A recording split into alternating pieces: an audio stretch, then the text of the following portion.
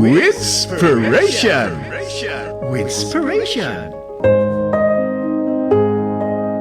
Para sa ating Winspiration sa unang Sabado ng Enero 2026, ito po ay ibibigay sa atin ni Reverend Father Douglas Badong ng St. Joseph Parish, Gagalangin, Tondo, Manila. Father Douglas!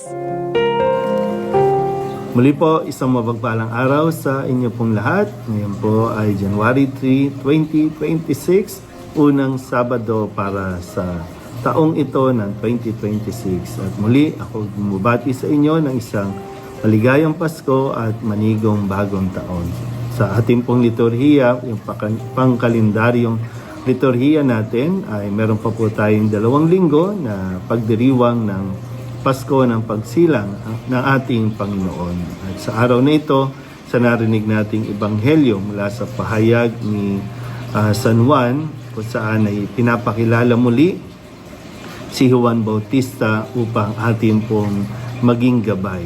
Napakagandang halimbawa po ni San Juan Bautista na ating dapat na matularan, lalo na't ngayon ay nagsisimula tayo sa ating pong taon. At yung iba sa inyo sa Lunes ay magbabalik na ulit sa kanilang mga trabaho.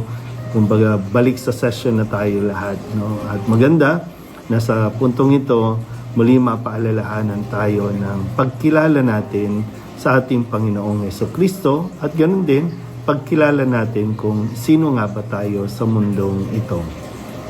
Sa Ebanghelyo natin, sinabi ni Juan na hindi siya ang Kristo, kundi siya ang naging tagapagpakilala kung kaya't sa oras at panahon na pagbibinyag ni Jesus doon sa Ilog Jordan, sinabi niya na ito ang kordero ng Diyos. Ito ang nag-aalis sa mga kasalanan ng sanlibutan. So si San Juan Bautista ay tagapagpakilala lamang sa tunay na kordero ng Diyos, sa tunay na nagliligtas at magliligtas sa atin mula sa kasalanan.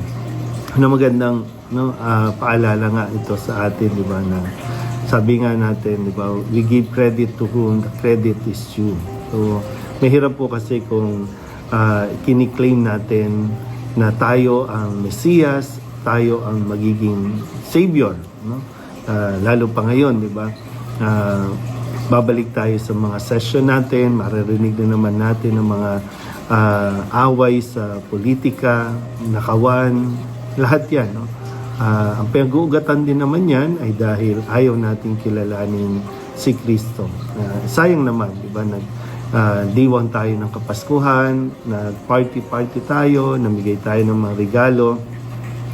Pero yung dahilan nito, ng lahat ng ito, ayaw naman natin kilalanin. Na para bang sa atin ang galing ang lahat ng mga biyaya na meron tayo. Muli, no? Sa araw na ito, nawa, katulad ni San Juan, maipakilala natin hindi ang ating mga sarili, kundi ang nag-iisang pinagmumulan ng grasya, ang nag-iisang Diyos na dapat nating kinikilala. So ano man ang ating gawain, ano man ating trabaho, ang misyon pa rin naman natin lahat ay maglingkod sa Kanya. At ang higit na maipakilala natin, hindi ang ating mga sarili, kundi ang ating Panginoong Jesucristo.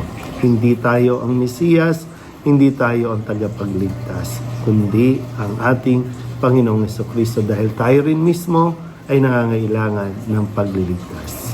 Muli po, isang maligayang Pasko at manigong bagong taon sa inyong lahat.